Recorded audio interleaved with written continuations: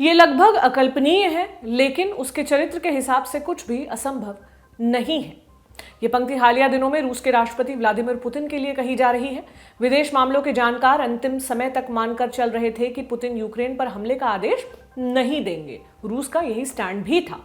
नवंबर 2021 से रूस ने यूक्रेन के पूर्वी बॉर्डर पर लगभग 2 लाख सैनिक तैनात कर रखे हैं। फरवरी में रूसी सैनिकों ने क्रीमिया और बेलारूस में युद्ध अभ्यास किए। रूस कहता रहा कि मिलिट्री ड्रिल करने की कोई जरूरत है, हमले की आशंका झूठी है, पश्चिमी देश बरगला रहे हैं आदि। फिर एक सुबह जगने पर पता चला कि रूसी सेना यूक्रेन के बॉर्डर में घुस रही है। रूसी टैंक यूक्रेन की सड़कों पर दौड़ रहे थे। रूस की वायुसेना यूक्रेन के शहरों पर बम बरसा रही थी। दरअसल 24 फरवरी की सुबह पुतिन ने यूक्रेन में स्पेशल मिलिट्री ऑपरेशन चलाने का आदेश दिया था। इससे पूरी दुनिया हिल गई। किसी को इसका अंदाजा नहीं था। पुतिन अपनी मांगों को लेकर स्पष्ट थे। उन्हें यूक्रेन में नई सरकार चाहिए थी जो उनके इशारों पर काम करे, जो नेटो की सदस्यता का इरादा छोड़े और रूस की कठपुतली बनकर रहे, जैसा कि 2008 में जॉर्जिया और 2014 में क्रीमिया में देखने को मिला।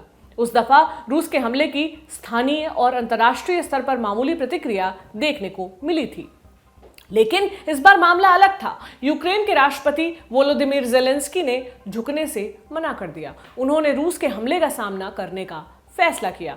जल्दी ही उन्हें यूनाइटेड नेशंस और बाकी पश्चिमी देशों से सपोर्ट मिलने लगा। अमेरिका और यूरोप के देश रूस के खिलाफ एकजुट हो गए हैं। उन्होंने यूक्रेन में सैनिक भेजने से तो मना कर दिया है, लेकिन सैन्य साजो सामान जरूर भेज रहे हैं।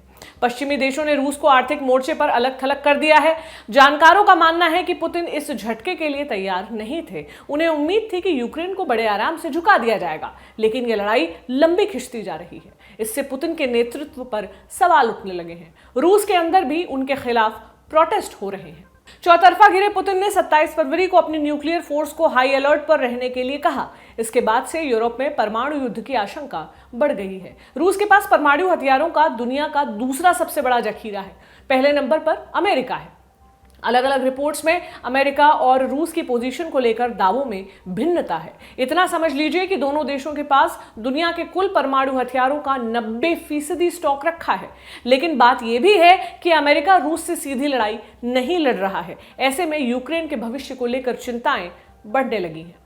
आज हम बात करेंगे न्यूक्लियर डेटरेंस फोर्स को हाई अलर्ट पर रखने का क्या मतलब है, रूसी अलायंस के लिए एयर स्पेस बैन से क्या असर पड़ेगा, यूक्रेन ने इंटरनेशनल कोर्ट ऑफ जस्टिस यानी आईसीजे में रूस पर क्या मुकदमा दायर किया है, और 28 फरवरी को रूस और यूक्रेन की बैठक का नतीजा क्या निकला। नमस्ते, मेरा नाम प्रतीक्षा है और आप देख रहे हैं लल्लन टॉप का इंटरनेशनल प्रसंगों से जुड़ा डेली बुलेटिन दुनियादारी। Brought to you by Kuku FM. Download the app now. आगे चलने से पहले एक जरूरी सूचना। दुनियादारी के इस एपिसोड के पार्टनर हैं कुकू एफएम। ये भारत में ऑडियो बुक्स के सबसे बड़े प्लेटफॉर्म्स में से एक हैं। कुकू एफएम पर आपको इतिहास, राजनीति, साहित्य, दर्शन समेत कई और विधाओं में बोलने वाली किताबों का खजाना मिलता है, मतलब ज्ञान का फुल पैकेज एक ही ऐप पर। लल्लन टॉप के दोस्तों के लिए एक खास ऑफर भी है। प्रीमियम सब्सक्रिप्शन पर 50% की छूट। करना क्या होगा, सब्सक्रिप्शन लेते समय LT50 का छोटा सा कोड डालना होगा। सुनते रहिए, गुनते रहिए, और जानकारी चाहिए तो डिस्क्रिप्शन में दिए गए लिंक पर पहुंचिए। हम आपको ले चलते हैं अब शो की तरफ।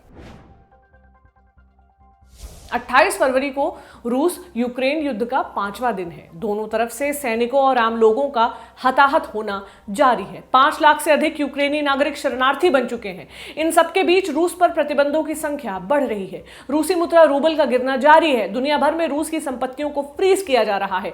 जानकारों का कहना है कि अगर युद्ध लंबा खिंचा तो रूस की अर्थव्यवस्था चौपट हो सकती है। जिस तरह से पुतिन अपनी सत्ता चलाते हैं, उसी भीतर खाने में विद्रोह की गुंजाइश भी बढ़ गई है। रूस के अंदर उन्हें मॉडर्न हिटलर और हत्यारा कहा जा रहा है। भले ही पुतिन प्रदर्शनकारियों को फिलहाल के लिए चुप कराने में सफल हो रहे हैं, लेकिन अगर वो यूक्रेन में हारते हैं तो क्या एक उबलते ज्वालामुखी को शांत रख पाएंगे, ये दावे से कह पाना मुश्किल है। संभवतः इसकी आशंका को नकारने के लिए पुतिन ने एक और चाल चली है। 27 फरवरी को उन्होंने डिफेंस से जुड़े टॉप के अधिकारियों को क्रेमलिन बुलाया। वहां उन्होंने न्यूक्लियर डेटरेंस फोर्स को हाई अलर्ट पर रखने का आदेश सुनाया। हालांकि ये अलर्ट का उच्चतम स्तर नहीं है। क्या पुतिन दुनिया में न्यूक्लियर वॉर शुरू करना चाहते हैं? जुलाई 2021 की बात है। स्विट्जरलैंड की राजधानी जेनीवा में एक समिट आयोजित हुई। बैठक के बाद अमेरिका के राष्ट्रपति जो बाइडेन और उनके रूसी समकक्ष पुतिन ने एक साझा बयान जारी किया। बकौल बयान दोनों नेता इस बात पर सहमत थे कि परमाणु युद्ध की धमकियां कोल्ड वॉर के दौर की बातें थी। आधुनिक समय में परमाणु युद्ध किसी की जीत नहीं होगी, इसलिए ऐसी लड़ाइयां नहीं लड़नी चाहिए। कट टू फरवरी 2021, 24 तारीख को यूक्रेन में सेना घुसाने से पहले पुतिन का भाषण होता है। तमाम बातों के अलावा पुतिन एक धमकी भी देते हैं, वो ये कि अगर किसी ने रूस और यूक्रेन के आंतरिक मामलों में दखल दिया तो अंजाम बुरा होगा, ऐसा अंजाम जिसको इतिहास याद रखेगा। पुतिन की चेतावनी का इशारा नेटो की तरफ था। चेतावनी देने के 4 दिन बाद ही पुतिन ने न्यूक्लियर फोर्स को अलर्ट पर रख दिया है। ये चिंतित करने वाला है।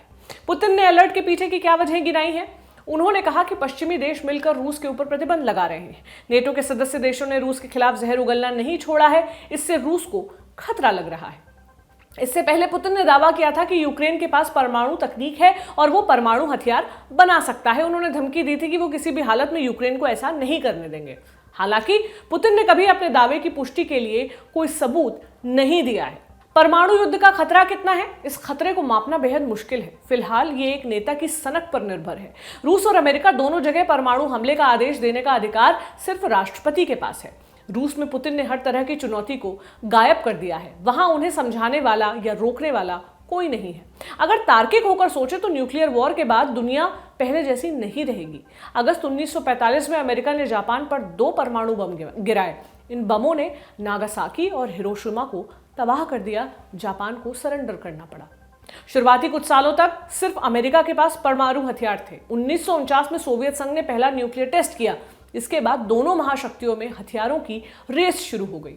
क्यूबा संकट के दौरान अमेरिका और सोवियत संघ परमाणु युद्ध की कगार पर पहुंच गए थे।